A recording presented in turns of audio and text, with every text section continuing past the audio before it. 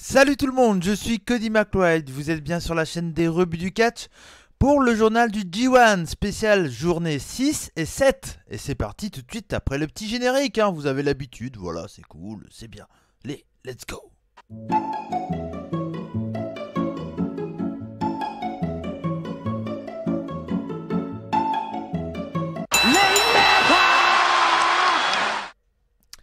Allez, c'est parti, on se retrouve donc pour ce journal du G1 spécial jour 6 pour commencer avec une grosse journée. C'est clairement ce bloc B, c'est vraiment un bloc incroyable, incroyable, incroyable. On a eu encore, après le journée, c'était la journée 5 du coup, ou c'était ou 4, non c'était la journée 4, ou c'était la deuxième journée du bloc B. Là on a eu une troisième journée du bloc B, mais incroyable, quelle journée, on a eu que des bons matchs, que des bons matchs. Et je vous le dis tout de suite, pour moi il y a eu 2 5 stars, 2 5 étoiles quoi. Deux 5 stars, j'ai fait un mélange de franglais.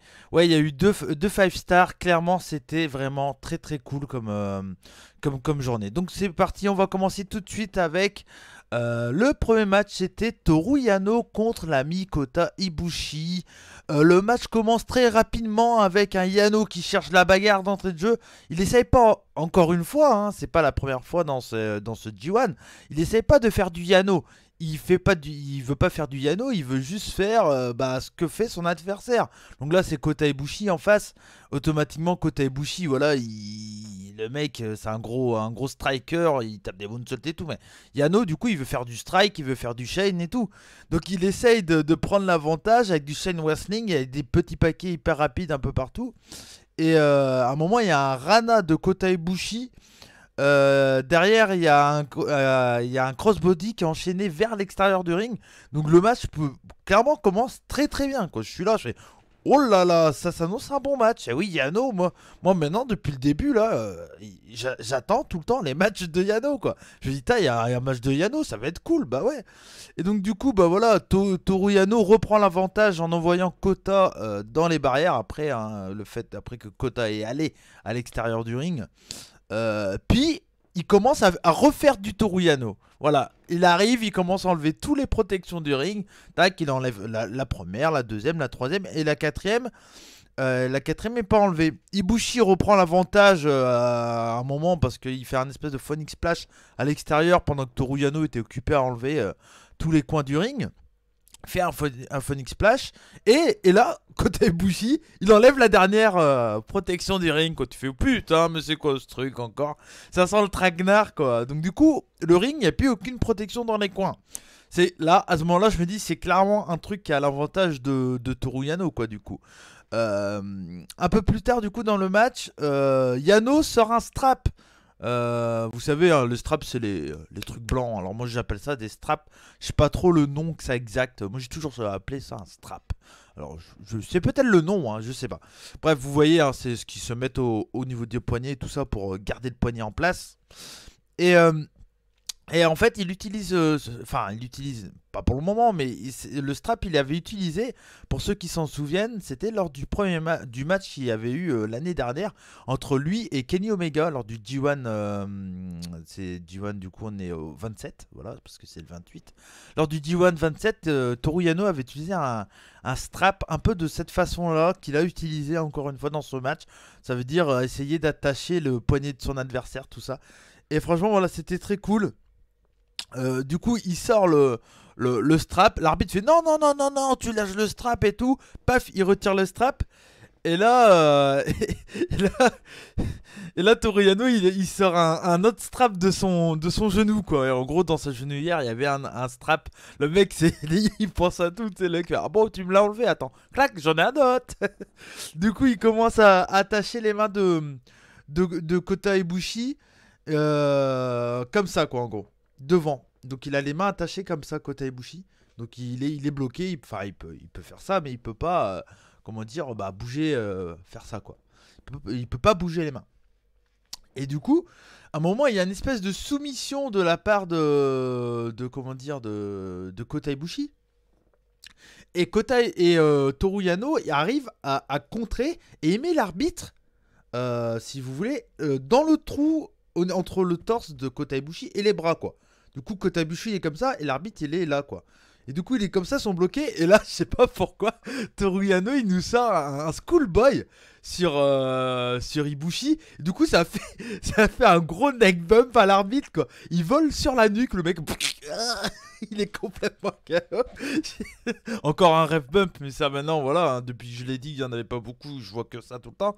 Mais du coup, l'arbitre, il prend trop cher, il tombe sur la nuque, c'est impressionnant comme chute. Il est comme ça, entre Kota Ibushi, il a fait, il tombe. Oh. J'étais mort de rire quand j'ai vu ça. Donc voilà, franchement, c'était très très cool ce moment-là. Derrière, il profite l'ami Yano pour faire un petit low blow et un espèce de spear à Kota Ibushi. Un spear un peu bizarre, c'est un peu chelou. Mais voilà, donc du coup, après son spear, il fait le tomber. L'arbitre revient. 1, 2, 3. Victoire de Yano.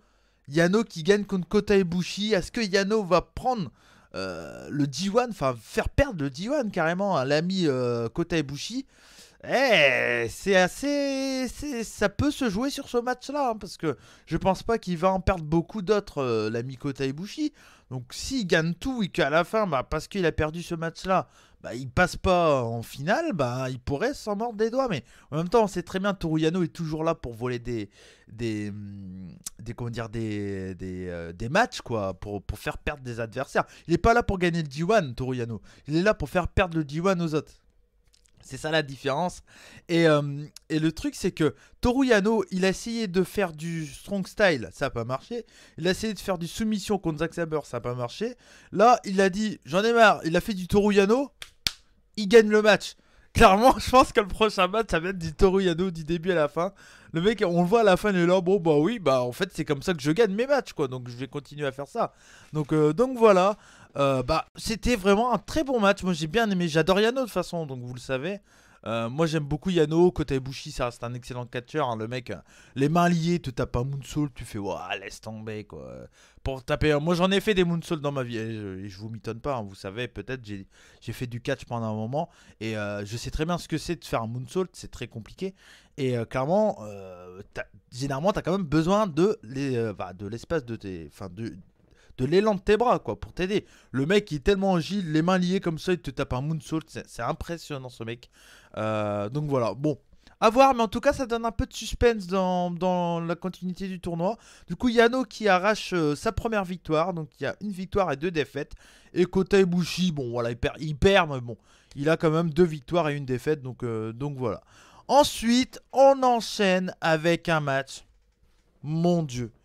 Mon Dieu, mon Dieu, mon Dieu, mais un match extraordinaire entre Sanada, le membre de Los Ingobernables de Rapun, et Zack Sabre Jr. Bien entendu, accompagné de Taka Michinoku.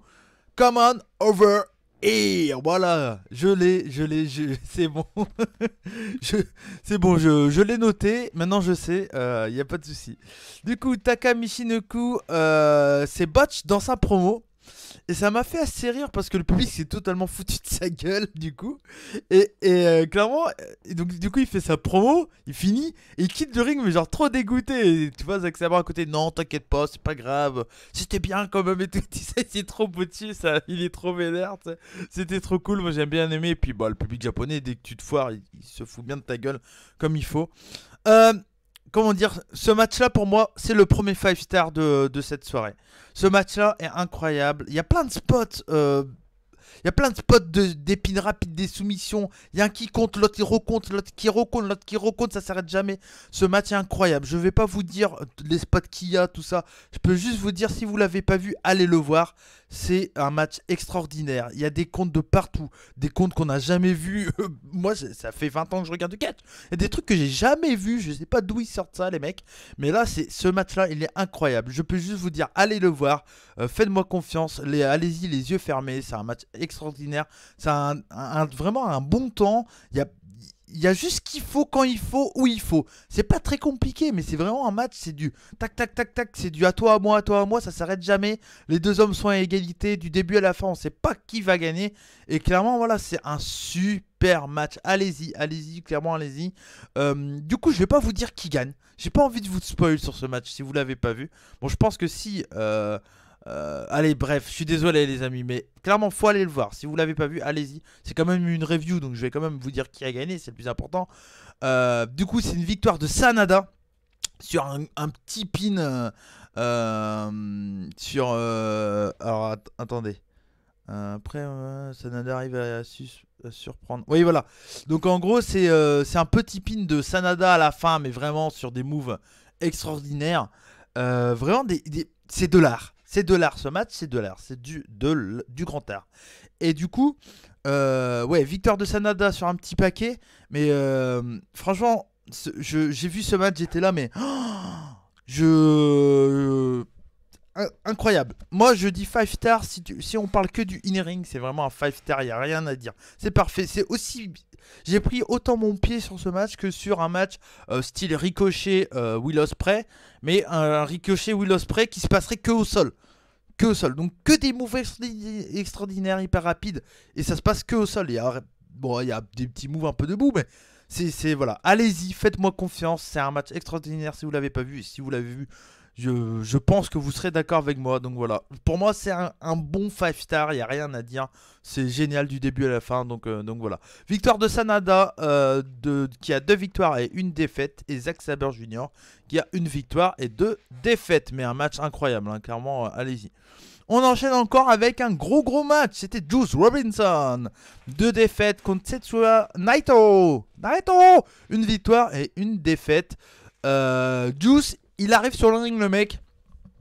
C'est le match de sa vie. Il est concentré. Il a déjà 2 défaites. Il doit à tout prix gagner. Le mec, il se dit, bon, voilà, il doit pas perdre. Il doit pas perdre. On sait tous, il a sa main blessée qu'il peut pas utiliser parce que c'est interdit. Parce qu'elle est un peu plâtrée. De toute façon, il a mal, donc il pourrait même pas donner un coup avec. Donc ça, déjà, d'entrée de jeu, c'est ça qui est cool. Juice Robinson, c'est l'underdog parfait. Le mec, il a beau être champion, il a gagné son titre sur un petit paquet. Déjà, donc ça c'est super cohérent. Et en plus de ça, il fait un tournoi comme le Climax blessé. Donc on a envie qu'il gagne, mais on sait très bien que ça va être compliqué. Et au moment où il va prendre sa victoire, ça va être génial.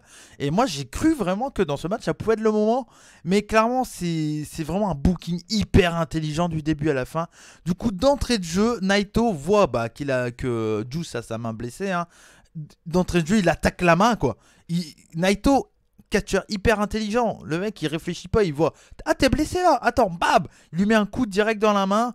Derrière, ils se mettent des gros coups de parpaing dans la gueule, voilà. Jusqu'à où, à un moment, Naito va pour taper.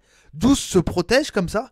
Et là, je crois qu'il se protège comme ça, peut-être. Avec l'autre main, la main blessée sur le côté, comme ça. Et du coup, Naito, intelligemment, il met un dropkick dans la main, quoi. Dans la main blessée. Du coup, et là, un gros hand work. Il y a le leg work, le arm work. Là, je pense que c'est le hand work, le travail de la main, quoi. Mais clairement, c'est super bien du début à la fin. Franchement, moi, j'adore. J'adore le travail intelligemment de Naito est super cool dans ce match. Le storytelling, si peut-être dans le match Zack Sabre Sanada, il n'y en avait pas beaucoup parce que c'était beaucoup d'échanges hyper rapides, tout ça. Là, c'est clairement du storytelling de ouf, un travail de la main de ouf. Juice Robinson, un putain de seller, donc c'est vraiment l'underdog parfait pour moi, Juice. Donc voilà. À un moment, Naito domine le match, il domine le match pratiquement du début jusqu'à la moitié. Hein. À un moment, Juice commence à s'énerver violemment, commence à se mettre des coups, tout ça. Il se met des coups. Et du coup, Naito mime le fait qu'il va donner un coup. Et là, Juice protège sa main. Putain, intelligence de booking. Super cool. Là, il s'est dit, je vais pas me faire avoir 2 fois. Non. Donc du coup, là, il va pour se protéger, mais il protège pas son visage. Il protège sa main. Il est là, non. Et là, du coup, Naito, intelligent comme il est, super heal. Il arrache les yeux. Enfin, il met les doigts dans les yeux, comme vous voyez, aveuglement des yeux, comme on dit sur AB1. Et du coup, c'est super cool. C'est intelligent. Tu fais, ah ouais, tu veux protéger ta main. Mais tu sais, je peux t'attaquer au visage. Bam. Putain, c'est trop bien. C'est trop bien de voir du catch comme ça, quoi. Ça me fait kiffer. Ça, je regarde ça, je me dis, putain, je perds pas mon temps, quoi. C'est génial. Ça te met une histoire, c'est voilà. À un moment, Juice, quand même, arrive à revenir dans le match avec un gros spinebuster. Et à chaque fois, Naito, quand on pense que Naito est un peu submergé, boum, il remet un coup à la main. Donc à chaque fois, il nous rappelle la main de Juice et tout ça. Donc c'est vraiment super cool. Juice arrive à apporter un Fall Away Slam de la troisième corde suivi de sa Cannonball plus un Powerbomb. Là, je me dis putain, c'est peut-être la victoire surprise de Juice. Non, non, dégagement. Juice, à un moment, il fait un espèce de kick à la Booker T. Je sais pas si vous voyez ce que je veux dire. Un kick, un coup de pied ciseau. Hein, pour ceux qui. Vous voyez, je pense, Booker T. Il faisait souvent ses coups de pied ciseaux là. Et Juice Robinson fait ça. Naito, il survend en total. Il fait SSP là. J'ai pas compris, c'est chelou. Il fait coup de pied ciseau, l'autre SSP. Bon, c'est génial, hein, ça rend super bien. Mais du coup, ça fait un peu particulier, mais c'est plutôt pas mal. Donc voilà, c'est vraiment très très cool ce match. C'est vraiment c'est limite 5 star aussi. Hein. Pour moi, c'est clairement 5 star avec le storytelling et tout. C'est vraiment c'est super bien. J'ai vraiment adoré ce match. Ça fait pas partie du deuxième 5 star que je pensais, mais limite je pense 3 5 stars dans ce match, hein, clairement. Dans ce match, dans cette journée. Il y a plein de faux finish à la fin. Tout ça, c'est énorme. Allez le voir ce match également, c'est vraiment incroyable, c'est un super match du début à la fin. Donc voilà, victoire quand même de Naito qui arrive à, comment dire à faire son destino à la fin. Du coup, Juice Robinson qui a 3 défaites et Naito qui a 2 victoires et 1 défaite. Naito toujours bien placé dans ce bloc. Voilà, il est là en tant que. Il a perdu contre Omega qui est champion. Donc, franchement, il est pas trop mal, Naito. Et Juice qui est dans le mal, mais c'est un underdog. C'est normal, c'est normal. Donc clairement, c'est super intelligent la construction de l'ami Juice. Moi, je kiffe énormément et c'est clairement très très cool. Donc voilà, je peux que vous le conseiller ce match. On va passer à la suite du coup. Kenny Omega, le leader du Bullet Club Elite contre Tamatonga, le leader du Bullet Club Origin, hein, les originaux. Donc voilà, clairement, on savait que ça allait être un match qui allait être un peu houleux dans le sens où moi je m'en doutais que Fale et Tamatonga allaient intervenir comme dans tous les matchs de Fale ou de Tamatonga. À chaque fois, il y a Tongaloa, voilà, Tongaloa.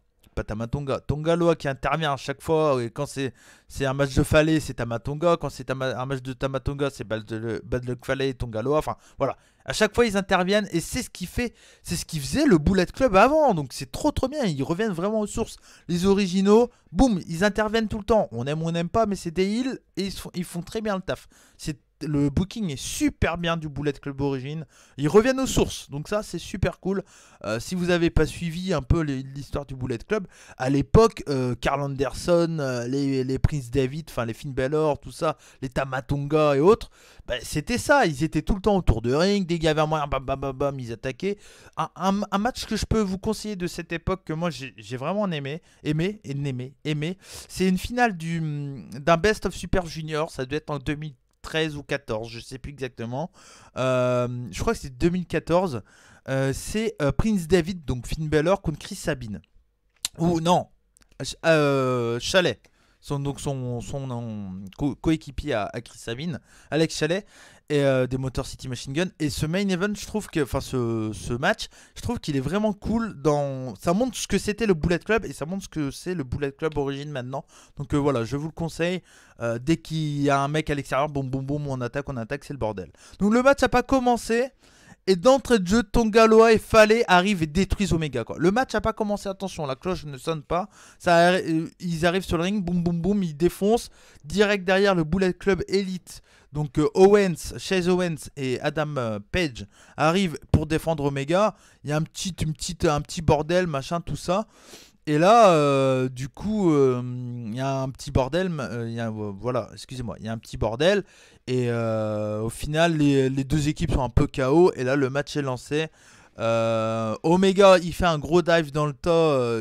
Heureusement, ils étaient plusieurs, hein, clairement. Parce qu'il tombe très mal, Omega, sur ce dive. Il tombe. Imagine, il saute. Il va pour courir, la corde est là. Il passe. Et là, il tombe comme ça, quoi. Donc ça, là, ce que vous voyez, là, le doigt, c'est sa tête, quoi. Donc en gros, s'il n'y a pas du monde pour l'intercepter, il tombe sur la tête. Il tombe super mal. J'ai eu très très peur sur ce dive de Omega. Voilà. Du coup, après ce dive, tout le monde essaie de remonter dans le ring, mais là, Red Shoes il dit non, non, non, c'est bon, vous arrêtez avec vos bordels. Déjà hier, enfin pas hier, si hier, excusez-moi, avec les deux doigts, hein, vous le savez dans la dernière vidéo, je vous l'ai dit, Red Shoes qui avait fait deux doigts à Tama Tonga, elle a dit c'est bon, vous me cassez les couilles à intervenir tout le temps, je vire tout le monde. Donc voilà, du coup, il vire tout le monde et on aura donc un bon face-à-face entre Tama Tonga et Omega. Il faut s'en douter qu'ils vont revenir quand même, mais bon, voilà. On y reviendra un peu plus tard. Du coup, après que les deux hommes sont sur l'apron, à un moment, Tama Tonga agrippe Red Shoes. Et là, Tangaloa, voilà, en profite et arrive sur Omega avec une chaise. Il met un coup de chaise à l'ami Kenny Omega. Kenny arrive à contrer. Du coup, il met un coup de chaise, mais après, derrière, il arrive à contrer assez rapidement l'ami Kenny. Il remonte dans le ring et là, il reprend l'avantage sur Tama Tonga. Donc voilà, il y a plusieurs roll-up. Un moment après l'avantage. Excusez-moi, je suis un peu fatigué là. Ça commence à un peu la fatigue là. J'enchaîne les journaux du D1 là. Ça commence à. Kenny Omega prend l'avantage, voilà. Un peu plus tard dans le match, à un moment il y a beaucoup de roll-up, tout ça. Il part dans les cordes et là, direct derrière, il y a une chaise qui part comme ça, qui arrive dans la gueule à l'ami Kenny Omega. C'est vraiment très cool ça. Donc voilà, donc du coup, bien sûr, c'est Tangaloa qui envoie une chaise sur Kenny Omega. La chaise est amenée au sol. Tama Tonga, du coup, essaye de faire un style clash sur Kenny Omega. Storytelling, mais de malade. Ça, c'est pour tous les fans. Moi, c'est ça que j'adore avec la NJPW, parce que plus tu suis et plus tu as des références.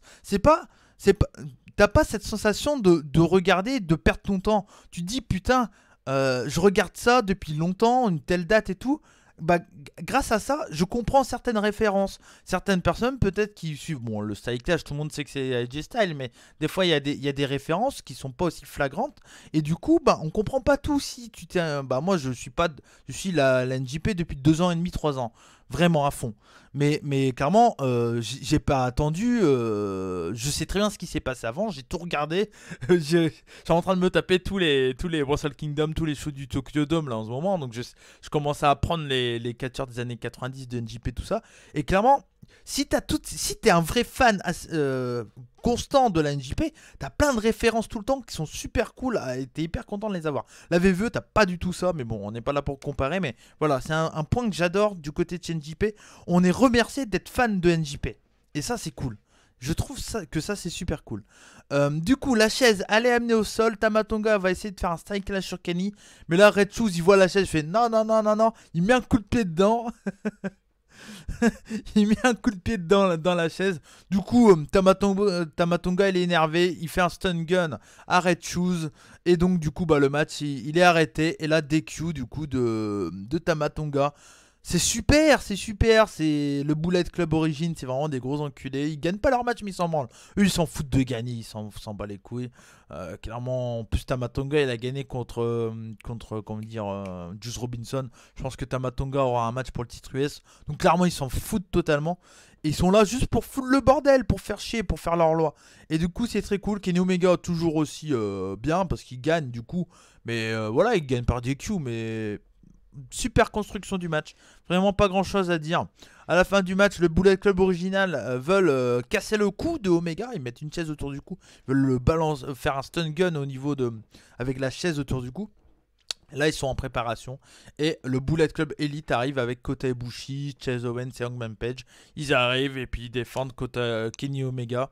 Et voilà, super bien. Encore une fois, un gros match. Moi, je vous le conseille. La construction de ce match, c'est super cool. C'est pas un grand match dans le ring, mais le storytelling, tout ça, est super intelligent et super intéressant. Donc, je vous le conseille, clairement. Du coup, victoire de Kenny Omega, 3 victoires. Et Tama Tonga, 1 victoire et 2 défaites. On passe ensuite au main event. Et le troisième pour moi, 5 stars de cette journée. Alerte parpaing, quoi. Alerte parpaing, quoi. Les mecs, ce match-là, je l'ai vu hier. Il était minuit et demi, un truc comme ça. J'étais là, il faut pas que je gueule, mais j'avais envie de crier quoi. J'avais envie de faire ah, c'est trop bien, mais c'est quoi ce match? Donc voilà, le match commence avec direct d'entrée de jeu. Bon, du coup, je vous ai pas dit qui c'est, mais vous avez deviné, je pense. Hiroki Goto, champion Never contre Ishii. Voilà, quand on connaît un peu les deux, on sait que ça va être alerte parpaing quoi. Les mecs ils vont se mettre des gros parpaings dans la gueule, ça va pas s'arrêter, ça va être incroyable. Et ça a été le cas. Et donc du coup le match commence avec un duel de shoulder block. Donc les shoulder blocks c'est le coup d'épaule hein, bien sûr.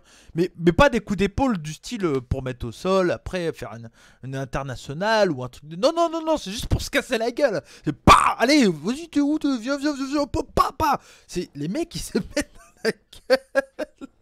J'ai noté là sur mes notes, ils enchaînent avec une construction de mur. Les mecs ils construisent un mur tellement que ils s'envoient des briques quoi. Ils s'envoient des briques, tu vois le mur qui augmente au fur et à mesure quoi. C'est incroyable. Les mecs c'est des putains de maçons. Les mecs c'est des maçons quoi, c'est tout. Il y a rien à dire. Les mecs, tu fais quoi comme métier, t'es catcheur? Non non, je suis maçon, j'envoie des parpaings dans la gueule des gens. Mais ouais, bah, voilà, bah Goto et Ishii, ils ont fait ça pendant ce match là. Ils ont envoyé des parpaings, c'est tout, c'est tout. Ce match-là, il est ouf. C'est pareil, je vais pas non plus m'attarder sur tout ce qui s'est passé. C'est comme pour Sanada et Tanahashi. C'est vraiment le même style de match. Sanada et Zack Sabre Jr. C'est le même style de match. Mais si Sanada et, comment dire, et Zack Sabre Jr. ont fait un match hyper technique, hyper fluide, cool et tout ça, et c'était vraiment du 50-50. Mais sur le côté technique et soumission, là c'est exactement pareil, mais sur le côté strong style, balançage de parpaing dans la gueule, enfin voilà, c'est pour ça que je fais une petite comparaison sur ces deux matchs. C'est les mêmes matchs, mais pas dans le même style de catch. Donc c'est la même construction, c'est du 50-50, ça s'envoie tout le temps dans la gueule. Personne prend le dessus, clairement. C'est vraiment...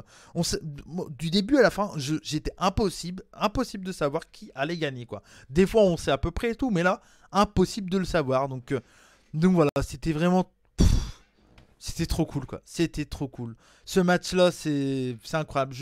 Allez le voir, faites-moi confiance, allez le voir. De toute façon cette journée je vous dis il y a au moins 3 matchs sur. Allez voir, tous les matchs sont cool. Mais au moins 3 matchs qui sont vraiment très très cool. Et ce match là 5 stars pour moi quoi. Moi j'aime le in-ring, je vois ça, je fais bah oui, bah je regarde du Puro pour ça, pour que des mecs construisent des murs quoi, c'est tout, c'est du parpaing style, c'est trop bien, donc voilà. Victoire de Ishii qui bat le champion Never, et donc on aura sûrement une revanche, et oui. Quand j'ai vu Ishii qui a gagné, j'ai même pas, j'ai été content parce que j'adore Ishii, que c'est un super catcher, mais je me suis dit putain on aura une revanche, yes quoi. J'ai trop hâte, j'ai envie de me mater ça tout le temps. Moi je veux voir que des matchs comme ça. Après les mecs ils prennent dans la gueule hein. C'est limite hein. C'est limite ça c'est pour tous les, allez je vais dire le mot, pour tous les connards qui connaissent pas le catch et qui disent ouais mais tu sais le catch c'est faux, ça se tape pas. Enfin en tant que fan de catch hein, on l'a tous connu ça, toujours un mec ouais viens avec moi à l'entraînement de boxe, tu verras que bon c'est du vrai sport hein, ça c'est pas de la danse. Enfin voilà, pour tous ceux qui disent que le catch c'est truqué, que c'est merdique et tout, on en connaît plein, tous. Hein. Dès qu'on est fan de 4, on entend tout le temps ces mots-là. Là, vous arrivez à faire ah, c'est faux, ok. Tu mets le mec qui a dit ça sur ce match-là. Pas besoin de lui mettre un match ultra, hein, parce qu'il va dire ouais, mais ça, c'est pas du vrai catch et tout. Tu dis là, c'est du Puroresu, c'est du catch japonais, regarde. Les... Je crois que c'est plus violent qu'un match de MMA, ce match, quoi. C'est ouf, c'est ouf, c'est ouf, ouf, ouf. Voilà, vous mettez ce match-là, alors c'est faux, quoi. Bah là, le mec, s'il te dit oui, c'est faux, il touche pas vraiment, tu fais ah, bien sûr, les chops sur le crâne, c'est quoi?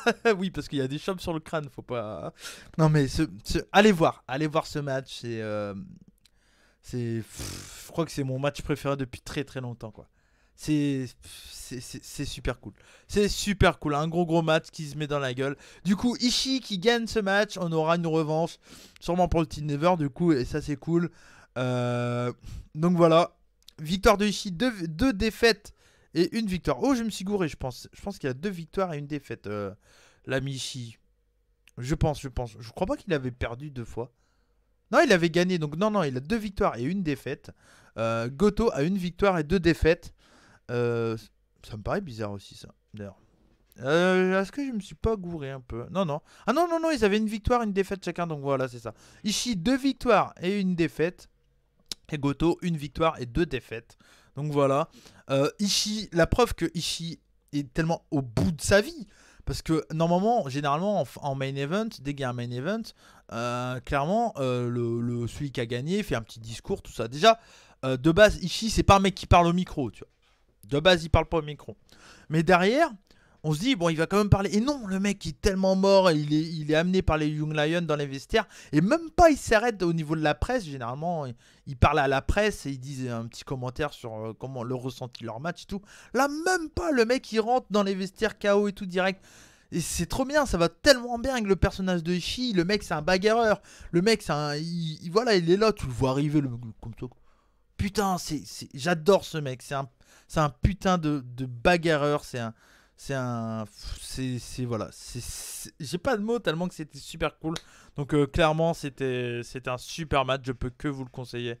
Donc si vous l'avez pas vu, allez le voir parce que c'était très très cool.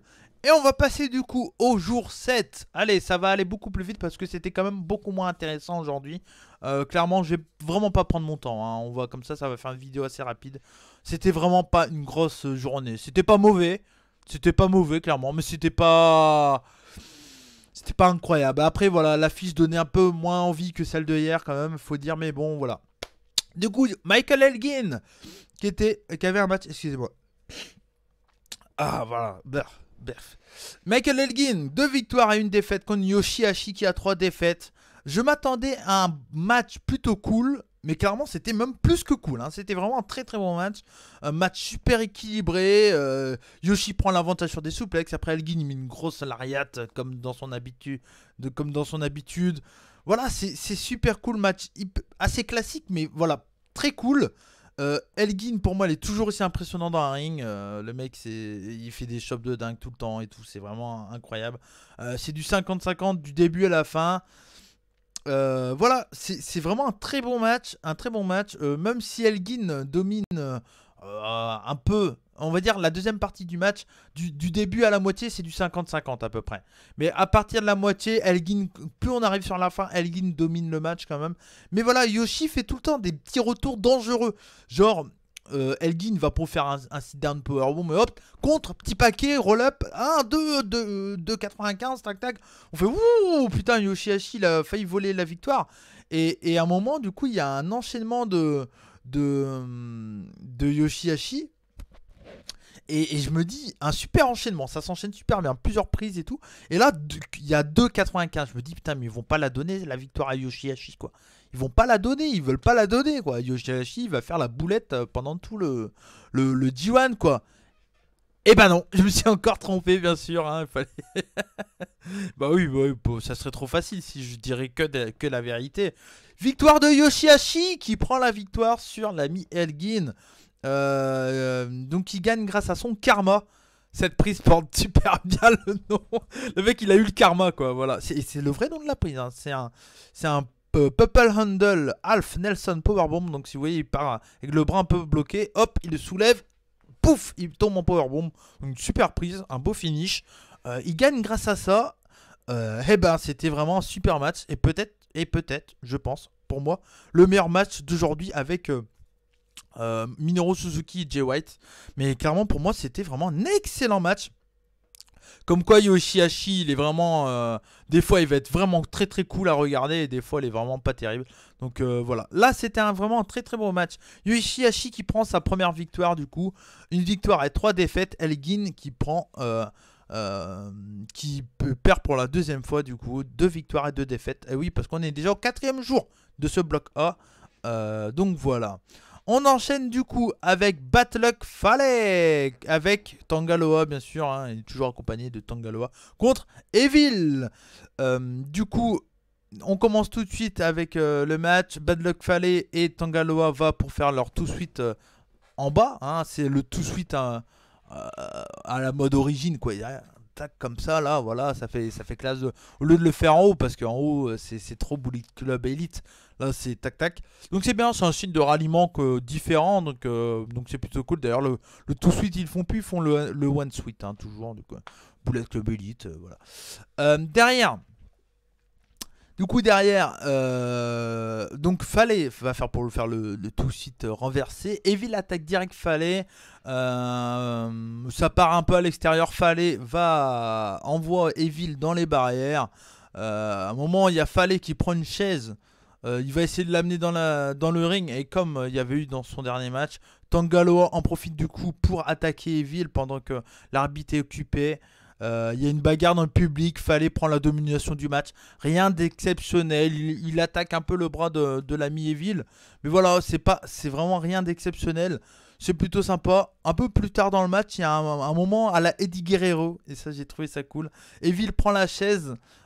Tangaloa dit non, non, non, tu poses la chaise. T'as pas le droit de prendre la chaise et tout. Il balance la chaise à Tangaloa. L'arbitre arrive. Hé, t'as une chaise, tu lâches la chaise et tout.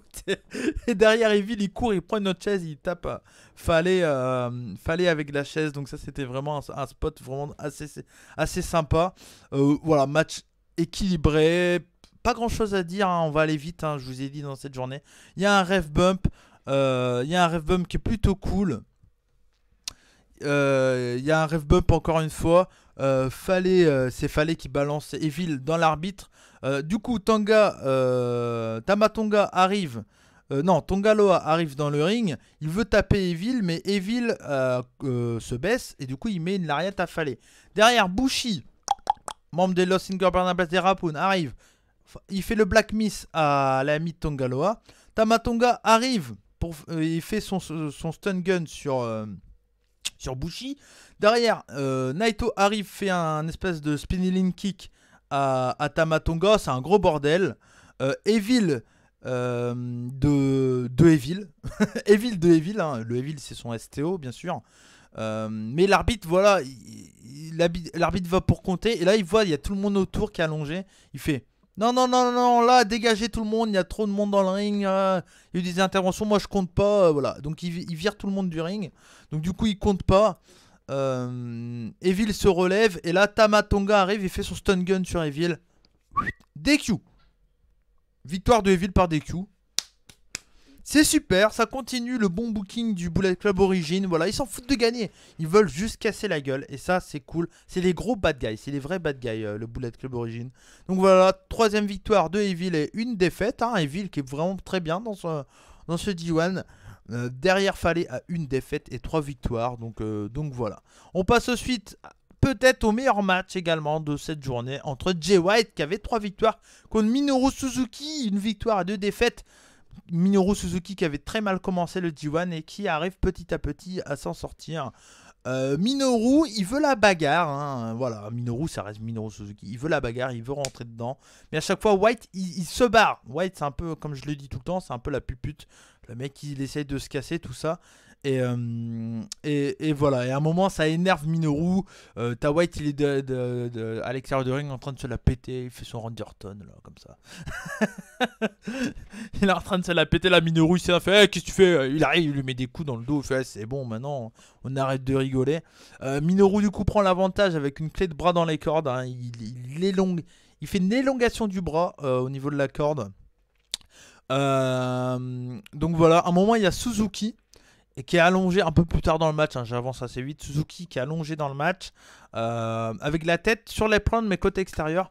Là, Tama White. C'est pas mal ça, Tama White. Jay White enlève comment dire, la protection du ring. Hein, vous voyez, c'est ce qui se cache en dessous le ring. J'ai plus le nom, j'ai oublié. Hein, pourtant, j'en vois plein. Hein, voilà, bref, mais j'ai oublié. Il enlève ça. La bâche du ring quoi. Il enlève la bâche et il étouffe carrément Minoru avec la bâche. Tu vois bien le visage de Minoru que là. C'est ouf comme truc. Hein. Le mec il a essayé d'assassiner Minoru Suzuki et t'as tout le monde. Oh. Il n'y a que dans le catch que tu peux voir ça. Il y a une tentative de meurtre, t'as tout le monde. Oh bien. Non mais c'est ouf dans ce match. Ce que j'ai aimé moi dans ce match, c'est que on a l'habitude de voir Minoru dominer à mort le match. Dominer. Parce que c'est le heal et il prend l'avantage, tout ça. Et là, bah non, Jay White est beaucoup plus heal, entre guillemets. Jay White doit être là comme heal pupute à mort, quoi. Et fait tout pour être heal. Et là, du coup, Attention, Minoru Suzuki n'est pas non plus un face, hein, loin de là. Hein. Le mec, il fait tout dès qu'il peut caser des prises, s'attaquer au Young Lion ou autre, il le fait. C'est pas un face, mais c'est juste quelqu'un qui est. C'est une légende, donc il peut se permettre, tu vois. Mais Jay White, c'est vraiment le gros heel pupute, et du coup, il domine le match, et c'est très cool, je trouve, de voir Suzuki dans cette façon, de cette façon-là. C'est pas lui qui prend le match en main, donc c'est cool. Il fait des bons retours, l'ami Minoru Suzuki.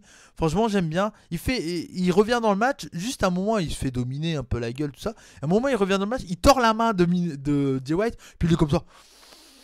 Avec une gueule de. Tu sais, genre, moi, trop vénère avec sa tête et tout. J'adore. Il est trop classe, quoi. Il est trop beau, Minoru Suzuki. Je kiffe à mort, hein, attention. Mais et franchement, j'aime beaucoup. Et là, du coup, il tord la main et t'as dit oh, non, non, non, non, non.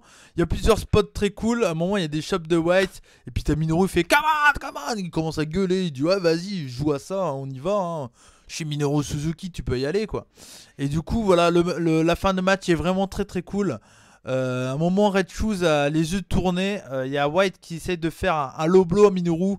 Mais c'est pas au vieux singe qu'on apprend à faire la grimace, comme le dit le dicton. Celle-là, je l'ai notée, je l'ai retenue. Celle-là, elle est propre. Hein, j'espère que ça vous plaît. J'essaierai de placer j'ai même pas le mot. Une phrase comme ça pendant toutes mes reviews, pendant le journal du G1. Voilà, ça serait bien. Là, c'est pas au vieux singe qu'on apprend à faire la grimace. Donc voilà. Du coup, Minoru prend le bras qui est comment dire de l'ami Jay White qui essaie de lui faire un low blow. Il prend le bras, il fait il le met en position de powerbomb. Son God style powerbomb. Fin du match. 1, 2, 3. Parfait. Franchement, c'était vraiment très cool. J'ai bien aimé. J'ai adoré la position que Minoru avait dans ce match. Et Jay White toujours en place dans son personnage. Toujours très très cool. Donc voilà. Pas grand chose à dire. Du coup, victoire de Minoru qui revient dans le game. Et oui, 2 victoires pour 2 défaites. Hein. Il n'a pas perdu encore l'ami Minoru. Et Jay White qui a 3 victoires et 1 défaite. Jay White qui est quand même pas trop mal malgré cette défaite-là. Donc voilà. On enchaîne ensuite avec un match Tanahashi-Hangman Page. Tanahashi qui avait avant ce match 2 victoires et 1 défaite. Hangman Page qui avait 1 victoire et 2 défaites. Clairement, on va aller très vite dans ce match.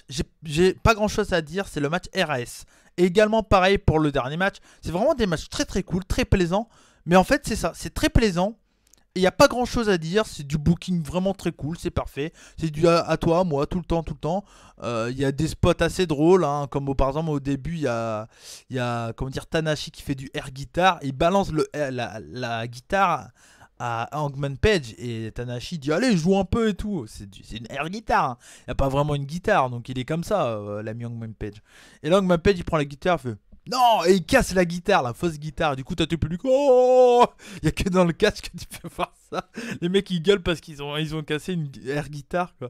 Donc voilà. Donc franchement, c'est un très bon match. Allez le voir, c'est quand même sympa. C'est un très bon match, franchement, clairement. Alors, on fait un peu le. On fait un peu je fais un peu le casse-couille, mais c'est clairement un bon match. Il y a du storytelling, c'est cool, il y a des bons moves, ça s'enchaîne bien. Donc voilà, c'est vraiment un bon match. Il n'y a pas grand chose à dire, quoi. Voilà, si vous voulez une note, pour moi, c'est un bon 375-4, quoi. 375, ouais, 375-4, quoi. Voilà, c'est un bon match, quoi. C'est un très bon match, même. Donc, pas grand chose à dire. Vraiment, un bon rythme et tout, donc très cool. Tanahashi finit par gagner grâce à son crossbody et son splash. Donc voilà, beau match, belle performance des 2 catcheurs et Hangman Page qui enchaîne encore avec un gros G1. Il est en train de nous faire un gros G1, l'ami Hangman Page. Donc vraiment très très cool. Du coup, Tanahashi qui a 3 victoires et 1 défaite. Tanahashi qui a égalité à Jay White. Et Hangman Page, 1 victoire et 3 défaites. Mais bon voilà, je pense qu'il arrivera à se faire une autre ou deux autres victoires encore un peu. Ensuite, on passe au main event. C'est pareil, pas grand chose à dire. C'est pas ouf quand même. C'est le début du match. On va dire que la moitié du match est sur un faux rythme. Okada, il est là, il sourit, il met des coups. Tu fais Okada, s'il te plaît. Mais en fait, c'est bizarre. J'ai du mal à comprendre. Il est là, il prend son temps, il fait totalement faux rythme. Makabe, j'aime bien, c'est son style et tout ça, mais c'est pas non plus incroyable dans le ring. Donc, la première partie du match, je vous avoue que j'ai vraiment pas trop aimé. Par contre, voilà, la deuxième partie du match, ça se laisse se regarder, c'est cool. Il y a des beaux enchaînements. Okada, ça reste quand même un super. Voilà, comme j'ai dit, hein, il a beau faire n'importe quoi, ça reste un des meilleurs in-ring actuels. En tout cas pour moi. En fin de match, il y a une Spider Belly to Belly de Makabe. Il part pour son coup de genou. Mais Okada contre avec un magnifique dropkick. Et il fait le dropkick. Voilà, ça fait partie de Okada. Ça, il applaudit, puis après il fait le coup de dropkick. Donc voilà, derrière, il fait un Rainmaker. Donc pour gagner le match. Et voilà, c'est une belle victoire, un bon match. Pas grand chose à dire. Ça finit une journée qui était pas incroyable, mais qui était quand même très hyper correct, quoi, hyper cool. Clairement, il y a eu aucun match qui m'a fait dire ouais, bon, c'était vraiment pas terrible, nul. Tous les matchs étaient cool, étaient cool. Il y a pas un match qui a fait oh, putain comme la journée 6. Voilà, mais ça reste une journée vraiment plutôt cool dans l'ensemble. Donc clairement voilà, c'était assez sympa. Victoire du coup de Okada qui a 2 victoires et 2 défaites. Okada qui également revient dans le game. Hein, clairement tous les Tanahashi, Suzuki et Okada, les stars de ce bloc A qui avaient un peu mal commencé. Bon bah Tanahashi non ça va, mais Suzuki et Okada reviennent dans le game. Donc ça va être cool pour la suite du G1. Ça va être très très intéressant. Et derrière Makabe également 2 victoires, 2 défaites. Il va être là, il va faire un peu chier son monde, l'ami Makabe. Et voilà, donc ça va être très très cool. Clairement, c'était vraiment une journée sympa. Voilà. Du coup, on va passer au classement de ce G1. Donc vous le voyez, tout ce qui est dans le bloc A, c'est pas dans l'ordre parce que je tourne ce journal du G1 allez, 30 minutes, 1 heure après la fin de cette journée 7. Donc voilà, le classement sur Wikipédia n'a pas été mis à jour. Enfin, les points ont été mis à jour, mais pas à l'ordre. Donc voilà, c'est pour ça. Du coup, dans le bloc A, on a Jay White qui est premier avec Evil et l'ami Hiroshi Tanahashi à 6 points. Derrière, il y a plusieurs catcheurs à 4 points avec Elgin, Makabe, Bad Luck, Okada, Minoru Suzuki. Et voilà, et derrière, il y a les 3 derniers qui ont 2 points. Donc c'est un bloc vraiment très équilibré et très très cool. Et pareil pour le bloc B, il y a juste Okada. Par contre, là, il n'y a que Okada qui a 6 points, qui domine un peu tout le monde. Hein. Okada, n'importe quoi. Omega qui a 6 points, qui domine. Bon, ils ont fait que 3 matchs, mais pour le moment, ils dominent. Hein, ils dominent le classement. Derrière, par contre, il y a beaucoup de poursuivants. Ibushi, Ishii, Naito, Sanada. Ça va être très intéressant à suivre également ce bloc B. Impossible de dire qui va prendre l'avantage, hein, clairement. Donc voilà, et derrière, bah, ça c'est pas mal. Et le dernier de ce groupe, c'est comme Juice Robinson avec 0 points. Mais voilà, comme j'ai dit, c'est un underdog, donc c'est un peu normal. En tout cas, voilà pour ce journal d'un rebut. J'espère que ça vous a plu. Encore une fois, merci à tous du soutien. Je peux comprendre que certaines vidéos feront peut-être moins de vues. Hein. Par exemple, la dernière vidéo, là, le deuxième journal du G1 a fait un peu moins de vues, mais je l'ai sorti directement. Et peut-être que certaines personnes n'avaient pas vu les journées, voulaient pas être spoil, c'est normal. Et après, on oublie de regarder, ce qui est tout à fait normal. Hein. Je vous en veux pas de toute façon. Faites comme vous voulez. Mais voilà, c'est pour ça que j'ai peut-être là, j'aurais pu la sortir le dimanche, mais j'ai préféré attendre le lundi, comme ça vous avez le temps de regarder et après vous pouvez regarder ma review tranquillement et puis sans vous prendre la tête, tout ça. Donc voilà, mais merci à vous tous quand même du soutien, ça fait plaisir. Merci à tous pour les messages que vous m'envoyez, ça me touche vraiment. Donc c'est cool. Merci à tous. Continuez comme ça, continuez à liker, partager un maximum cette vidéo et la chaîne des rebuts du catch. Minou, moi et Dolo, on vous fait des bisous. En tout cas, merci à vous tous de nous suivre. Derrière, voilà, n'hésitez pas à partager, commenter, liker, je compte sur vous. Et nous, on se retrouve donc logiquement. Je tourne la prochaine vidéo dimanche. Ça sera une grosse vidéo parce qu'il y aura sûrement 4 jours d'affilée. 3 ou 4 jours d'affilée, on verra bien. Mais voilà, je pense que ça sera une grosse vidéo. Donc voilà. Je compte sur vous les amis, on se retrouve donc nous la semaine prochaine, sûrement lundi prochain pour le journal du G1 3 et on se retrouve bien entendu avec l'hebdo jeudi dès 20h30 sur la chaîne des rebuts du catch. Je vous fais des bisous, merci à tous et comme on dit chez nous, banzai, ciao ciao.